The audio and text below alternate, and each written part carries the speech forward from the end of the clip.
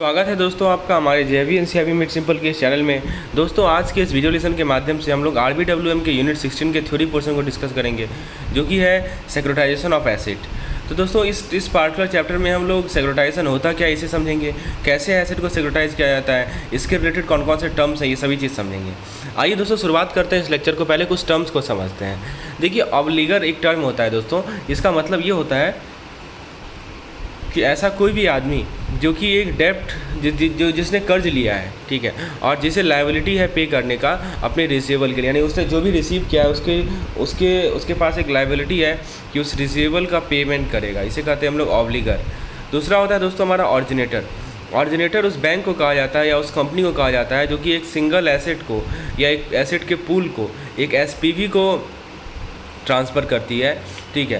तो देखिए ऑब्लिगर क्या बताया, जिसने कर्ज लिया है और जिसको लायबिलिटी है पे करने का रिसीवेबल के लिए।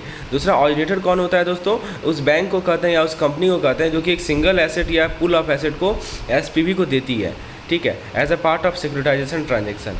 तो सिंगल एसेट या पूल ऑफ एसेट को एसपीवी को देती है, ठीक है, as a part of securitization transaction. तो ये होता है हमारा ऑरिजिनेटर। तीसरा है दोस्तों सिक्योरिटाइजेशन। सिक्योरिटाइजेशन एक प्रोसेस है जिसके द्वारा हम क्या करते हैं कि परफॉर्मिंग एसेट को बेचते हैं किसी हमें एसपीवी को। एसपीवी क्या होता है, स्पेशल पर्पस व्हीकल को, ताकि हमें इमीडिएट पेमेंट मिल जाए, ठीक है, ताकि हमको तुरंत पेमेंट मिल जाए, उसे कहते हैं हम लोग सिक्योरिटाइजेशन।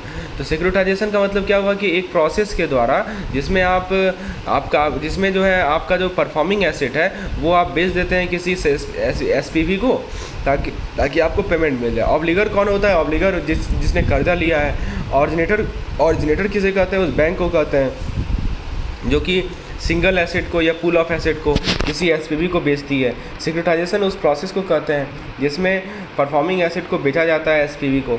एसपीवी क्या होता है, स्पेशल पर्पस व्हीकल होता है दोस्तों। एक कंपनी हो सकती है, एक ट्रस्ट हो सकती है, ठीक है, या कोई ऐसी एंटिटी हो सकती है जिसको इस्टेब्लिश किया गया है स्पेसिफिक पर्पस से, ठीक है, और इसको एक तरीके से स्ट्रक्चर किया जाता है ताकि वो ऑरिजिनेटर के क्रेडिट रिस्क के आइसोलेट कर सके, ठीक है। तो एसपीवी एक कंपनी है, ट्रस्ट है या दूसरा एंटिटी है जो कि स्पेसिफिक पर्पस के लिए इस्टेब्लिश की गई है, और उसे इस तरह से स्ट्रक्चर किया जाता है दोस्तों, so that it can to isolate it from the credit risk of the originator. यानी ऑरिजिनेटर का जो क्रेडिट रिस्क है, जिसमें जो बैंक है उसका जो क्रेडिट रिस्क है, इसको आइसोलेट कर सके और इसे बैंक्रप्सी रिमोट बना सके, right, so as to make it bankruptcy remote. तो दोस्तों और मतलब बैंक्रप्सी रिमोट कौन बनता है, एसपीवी बनता है। स्पॉन्सर कौन होता है, स्पॉन्सर वो पर्सन होता है जो कि स्पेशल पर्पस डिस्टिंक्ट आइडेंटिटी को प्रमोट करता है या इस्टेब्लिश करता है। तो ये सभी टर्म्स है आपको ध्यान रखने हैं सिक्योरिटाइजेशन के रिगार्डिंग। ऑब्लिगर कौन होता है, जिस पर्सन ने डेप्ट लिया है। ऑरिजिनेटर कौन होता है, यानी उस बैंक या उस कंपनी को कहते हैं जो कि सिंगल एसेट या पूल ऑफ एसेट किसी एसपीवी को बेचती है या ट्रांसफ़र करती है। सिक्योरिटाइजेशन क्या होता है, सिक्योरिटाइजेशन एक प्रोसेस होता है दोस्तों कि आप परफॉर्मिंग एसेट को बेच रहे हैं किसी एसपीवी को ताकि आपको तुरंत पेमेंट मिल जाए। फिर एसपीवी क्या होता है, एसपीवी एक कंपनी होती है, एक ट्रस्ट होती है, दूसरी कोई एंटिटी होती है जिसको स्पेशल पर्पस के साथ इस्टेब्लिश किया गया है। फिर स्पॉन्सर वो आदमी है जो कि इस्टेब्लिश करता है या प्रमोट करता है स्पेशल पर्पस एंटिटी को। तो ये सभी टर्म्स को आप ध्यान रखेंगे। So friends, before continuing the lesson, let me talk about Target JIB 2023 program. So यदि आपको quick revision session, MCQs, theory concise PDF short जिसमें बुलेट पॉइंट में सारा पॉइंट आपको मिले, और यदि आपको 100+ MCQ चाहिए एक पार्टिकुलर चैप्टर से, तो आप हमारे टारगेट JIB 2023 पेड प्रोग्राम के पार्ट हो सकते हैं। बेसिकली इस पार्टिकुलर प्लान में हम लोगों ने चारों सब्जेक्ट्स की कंटेंट आपको प्रोवाइड करते हैं। डिटेल जानकारी के लिए दोस्तों आप मुझे इस नंबर पे व्हाट्सएप करके प्राप्त कर सकते हैं।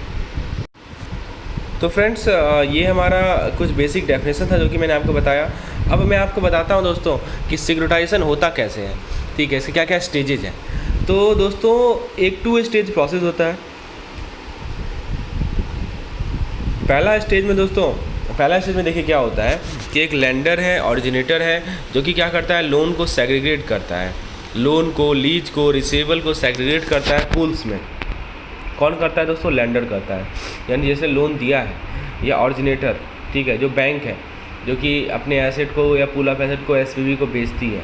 तो लेंडर बोले चाहे ऑरिजिनेटर बोले, वो क्या करती है, वो लोन को या लीजेस को या रिसीवेबल को सेग्रीगेट करती है इनटू पूल्स, उसके बाद दोस्तों पूल्स को क्या होता है, पूल्स होमोजेनस होता है, ठीक है, कि क्रेडिट के हिसाब से, मैच्योरिटी के हिसाब से, इंटरेस्ट रेट रिस्क के हिसाब से पूल जो है वो होमोजेनस होता है, ठीक है। तो अब जो पूल्स ऑफ एसेट है उसे ट्रांसफ़र किया जाता है एसपीवी को, यानी स्पेशल पर्पज़ व्हीकल को, ठीक है। तो पूल में सबसे पहले जो आपके पास लोन था उसको आपने पूल में कन्वर्ट कर दिया, सेग्रीगेट कर दिया, पूल्स होमोजेनस पूल्स होते हैं, ठीक है। अब दोस्तों पूल्स जो एसेट के पूल होते हैं ना, उसको भेजा जाता है किसे, स्पेशल पर्पज़ व्हीकल को। ये जो सिंगल एसेट का जो सेल होता है या पूलिंग का जो सेल होता है, ठीक है, वो एसपीवी को दिया जाता है, सेल किया जाता है, किसे, स्पेशल पर्पज़ व्हीकल को सेल किया जाता है। दोस्तों जो हमारे लेंडर है, जो ऑरिजिनेटर हैं, वो पेमेंट रिसीव करते हैं कैश पेमेंट रिटर्न में। तो ये होता है हमारा स्टेज नंबर 1। आपने लेंडर ने पूल में कन्वर्ट करके उसे बेच दिया एसपीवी को, अब बदले में उसे एक पेमेंट मिल गया कैश में। स्टेज 2 में क्या होता है दोस्तों, स्टेज 2 में आप रीपैकेजिंग होता है और सेलिंग होता है सिक्योरिटी इंटरेस्ट का, जिसमें क्लेम को दर्शाया जाता है, incoming cash flow from the asset और पूल ऑफ एसेट। देखिए जो भी कैश फ्लो से या हमारे पास जो एसेट है या जो पूल ऑफ एसेट है उसे जो भी कैश फ्लो आता है, ठीक है, उस पर सिक्योरिटी इंटरेस्ट से क्लेम को दर्शाया जाता है कि ये पार्टिकुलर कैश फ्लो पे क्लेम है, ठीक है। और फिर आप क्या करते हैं कि उस सिक्योरिटी इंटरेस्ट को रिपैकेजिंग करते हैं और सेलिंग करते हैं। दोस्तों उसके बाद एक ट्रेडेबल डेट सिक्योरिटीज़ होता है जिसे इशू किया जाता है किसी थर्ड पार्टी इन्वेस्टर को। तो ये हमारा स्टेज 2 है, issuance of tradable debt security to third party investor. Issuance of आप ट्रेडेबल डेट सिक्योरिटी को किसी थर्ड पार्टी इन्वेस्टर को इशू करते हैं, ये हमारा स्टेज 2 होता है। तो देखिए इस डायग्राम में सब कुछ समझाया गया है। सिक्योरिटाइजेशन का मतलब एक ऐसा प्रोसेस जिसके आप डेप्ट जो कि एसेट होगा या लिक्विड एसेट होगा उसको आप सिक्योरिटी में बदलते हैं, जिसको आप खरीद सकते हैं, बेच सकते हैं फाइनेंशियल मार्केट में, ठीक है। अब दोस्तों देखिए प्रोसेस क्या होता है। सबसे पहले जो बैंक है, जो फाइनेंशियल इंस्टीट्यूशन है, वो मनी को पूल में कन्वर्ट करेगी, कलेक्ट करेगी, उसके बाद उस पूल को डिवाइड करेगी स्मॉल पार्ट्स में और फिर उसको सिक्योरिटी के रूप में बेच देगी। जो इस सिक्योरिटी के बायर होंगे उनको मॉर्गेज मिलेगा, मॉर्गेज पेमेंट मिलेगा, और इसी सिक्योरिटी को मॉर्गेज बैक सिक्योरिटी कहा जाता है। इसका यूजफुलनेस क्या है कि लिक्विडिटी को बूस्ट करता है, फंड रेज करने में हेल्प करता है, जो हमारे पास डाइवर्सिफाइड पोर्टफोलियो है डाइवर्सिफिकेशन में हेल्प करता है, क्वालिटी रिटर्न मिलता है। लिमिटेशन क्या है, लेंडर के लिए रिस्की है, रिस्क फैक्टर को एसेस करने में डिफ़िकल्टी होती है सिक्योरिटीज़ में। अब देखिए एडवांटेज क्या क्या है सिक्योरिटाइजेशन के। तो देखिए आपको समझ में आया, 2 स्टेज समझ में आया ना। स्टेज 1 में आपने बेचा तो आपको पैसा मिला, किसने बेचा, लैंडर ऑब्लिगेटर ने बेचा। स्टेज 2 में क्या हुआ कि जो सिक्योरिटी इंटरेस्ट है जो कि क्लेम रिप्रेजेंट कर रहा है इनकमिंग कैश फ्लो पे, उसे रिपैकेज किया गया, उसे बेचा गया, और फिर उस बेसिस पे क्या किया गया, ट्रेडेबल डेट सिक्योरिटी इशू किया गया थर्ड पार्टी इन्वेस्टर, यानी जो थर्ड पार्टी इन्वेस्टर्स हैं उन्हें ट्रेडिंग करने वाला डेट सिक्योरिटी बेचा गया, ठीक है। जो भी सिक्योरिटी इंटरेस्ट था उसे रिपैकेज करके सेल किया गया, और किसे सेल किया गया, थर्ड पार्टी इन्वेस्टर को सेल किया गया। देखिए एडवांटेज ये है कि सिक्योरिटाइजेशन के द्वारा बैंक जो है अपने बैलेंस शीट के जो लोन है उसे ऑफ कर सकते हैं। ये एक अल्टरनेटिव फॉर्म होता है फंडिंग का, रिस्क ट्रांसफ़र का और कैपिटल मार्केट डेवलपमेंट का। यानी दोस्तों रिस्क ट्रांसफ़र के लिए, कैपिटल मार्केट डेवलपमेंट के लिए ये एक दोस्तों बहुत ही अच्छा तरीका है, अल्टरनेटिव फॉर्म है फंडिंग का for risk transfer and capital market development. दोस्तों सिक्योरिटाइजेशन जो है वो लैंडिंग कंसंट्रेशन को घटा देता है और लिक्विडिटी को बढ़ा देता है, यानी डाइवर्सिफाइड करता है। ऐसा नहीं होता है कि आप सारा लैंडिंग जो है एक ही आदमी पे कर रहे हैं, तो ये जो लैंडिंग का कंसंट्रेशन है उसको ये घटा देता है, कौन, सिक्योरिटाइजेशन। और आपका डाइवर्सिफिकेशन आपकी लिक्विडिटी को बढ़ाता है, इम्प्रूव करता है। उसके बाद आप देखिए नेक्स्ट पॉइंट, तो ये जो सिक्योरिटाइजेशन है उसके द्वारा लैंडर्स जो होते हैं उन्हें फंड कम पैसे में मिल जाता है, क्योंकि वो बैंक्रप्सी रिस्क से आइसोलेटेड होते हैं, राइट। तो ये सब ये एडवांटेजेस है सिक्योरिटाइजेशन के। एक बार मैं आपको फिर से बता दूं, सिक्योरिटाइजेशन के द्वारा जो आपका बैलेंस शीट में लोन होता है, ठीक है, मतलब जो आपको लोन, उसका कुछ लोन आप बेच देते हैं, राइट, तो लॉस हो जाता है बैलेंस शीट से। तो आपको चूँकि लोन कम है तो कैपिटल भी कम होनी पड़ेगी, क्योंकि दोस्तों हर एक लोन के अगेंस्ट आप कैपिटल रखते हैं ना, तो लोन कम रहेगा तो कैपिटल भी कम होगा। उसके बाद दोस्तों ये एक अल्टरनेटिव फॉर्म ऑफ फंडिंग है रिस्क ट्रांसफ़र के लिए, और कैपिटल मार्केट को डेवलप करने का एक फंडिंग का तरीका है।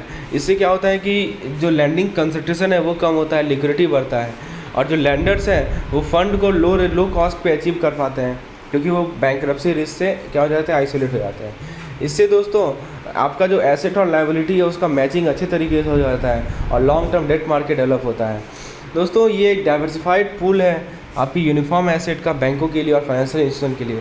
सिक्योरिटाइजेशन क्या करता है कि आपका जो नॉन लिक्विड लोन है, मतलब लिक्विडिटी इसमें बहुत कम है, उसको एक ऐसे एसेट में या ऐसा नॉन लिक्विड एसेट है उसको एक मार्केटेबल सिक्योरिटीज़ में कन्वर्ट कर देता है। और दोस्तों फंड का जो ट्रांसफ़र है वो डेब्ट मार्केट से कैपिटल मार्केट में हो जाता है। तो ये सभी इसके एडवांटेज है।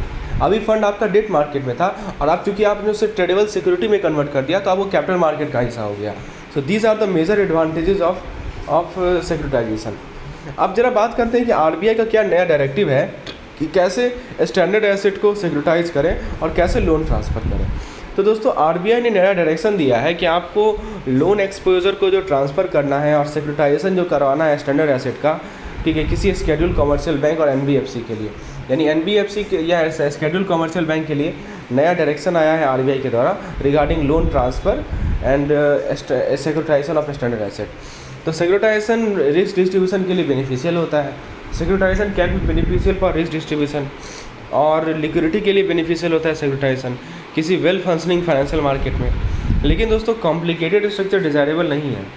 तो securitization can be beneficial for risk distribution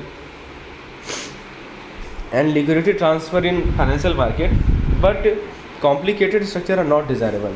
तो आरबीआई ने क्या किया है कि जो मिनिमम रिटेंशन रिक्वायरमेंट होता है जिसे एमआरआर कहते हैं, वो अलग अलग एसेट जो जिसको सिक्योरिटाइज किया जाएगा उसके लिए अलग अलग सेट किया है, ठीक है।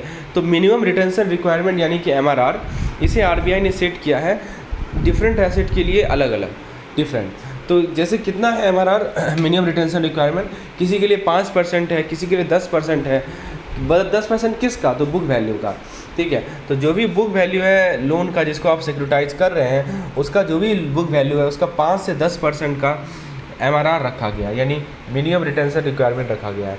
तो याद रखिएगा दोस्तों, आरबीआई ने एमआरआर सेट किया है, मिनिमम रिटेंशन रिक्वायरमेंट सेट किया है अलग एसेट के लिए, ठीक है, जो कि किस रेंज में है 5 से 10% होता है बुक वैल्यू का, ठीक है। दोस्तों जो हमारे रेजिडेंशियल मॉर्गेज बैक सिक्योरिटीज़ हैं यानी रेजिडेंशियल एमबीएस है, उनके लिए एमआरआर है 5%, चाहे मैच्योरिटी कुछ भी हो, ठीक है। तो देखिए एमआरआर आरबीआई के द्वारा सेट किया गया है, मिनिमम रिटेंशन रिक्वायरमेंट सेट किया गया है जो कि 5 से 10% होता है बुक वैल्यू का, जो कि जिस भी लोन का बुक वैल्यू जो भी है उसका 5 से 10% होता है। और दोस्तों जो हमारे रेजिडेंशियल एमबीएस होते हैं, रेजिडेंशियल मॉर्गेज बैक सिक्योरिटीज़ होते हैं, उनके लिए जो एमआरआर है वो कितना है? वो है दोस्तों 5%, ठीक है। जो हमारे रेजिडेंशियल एमबीएस है उनके लिए एमआरआर है 5% रिगार्डलेस ऑफ ओरिजिनल मैच्योरिटी कुछ भी हो, उनके लिए रेजिडेंशियल एमबीएस है तो उनके लिए एमआरआर है 5%। जो मिनिमम टिकट साइज होता है सिक्योरिटाइजेशन नोट इशुएंस का वो 1 करोड़ है, यानी सिक्योरिटाइजेशन का जो नोट इशुएंस का मिनिमम टिकट साइज है वो कितना है दोस्तों? 1 करोड़। जो बैंक्स हैं, जो लैंडिंग इंस्टीट्यूशन है, उनके पास बोर्ड अप्रूव्ड पॉलिसी होने चाहिए लोन ट्रांसफ़र ट्रांजेक्शन के लिए, यानी लोन ट्रांसफ़र ट्रांजेक्शन के लिए बोर्ड अप्रूव्ड पॉलिसी होनी चाहिए बैंकों के लिए या लैंडिंग इंस्टीट्यूशन के लिए। अब दोस्तों बात करते हैं कि securitization by transfer of asset through securitization. तो सिक्योरिटाइजेशन के अंदर क्या होता है कि आपका जो पूल है सिमिलर डेट ऑब्लिगेशन का, उसे आप ट्रांसफ़र करते हैं, राइट। यानी कि आपके पास एसेट है, उसका पूल है, उसे आप ट्रांसफ़र कर देते हैं किसे? इन्वेस्टर को। तो कुछ तरह के ऑन बैलेंस शीट एसेट्स होते हैं जिसको आप सिक्योरिटाइज किया जा सकता है। एक्सेप्शन क्या है? जैसे आपका मान लीजिए रिवॉल्विंग क्रेडिट फैसिलिटीज़ है, आपने एसेट खरीदा है दूसरे एंटिटीज़ से, तो उन सभी को आप नहीं कर सकते, लेकिन ऑन बैलेंस शीट एसेट को भी आप सिक्योरिटाइज कर सकते हैं।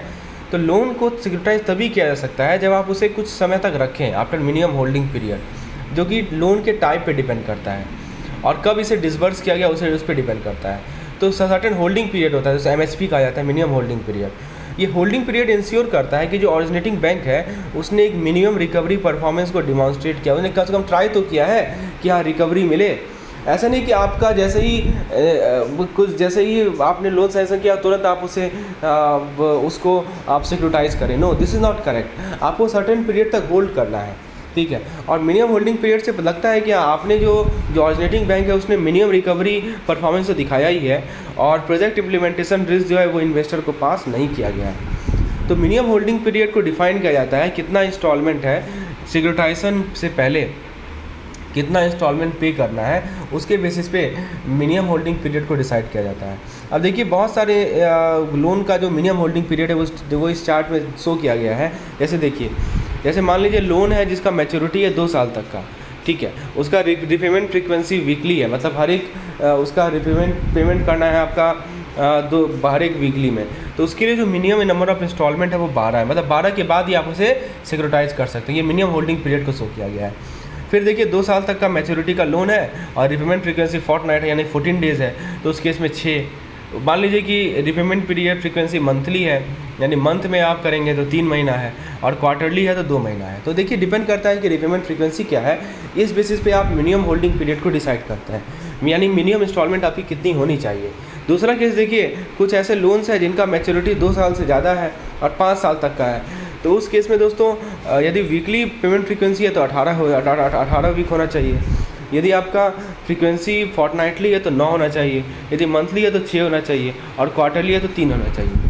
कुछ ऐसे लोन होते हैं जिनका मैच्योरिटी 5 साल से ज़्यादा तक का है, तो उनका वीकली फोर्टनाइटली तो होता नहीं है, उनका मंथली होगा तो 12 महीना तक, मतलब 1 साल तक रखना है, और क्वार्टरली बात करें तो 1 साल तक यानी 4 क्वार्टर तो रखना है।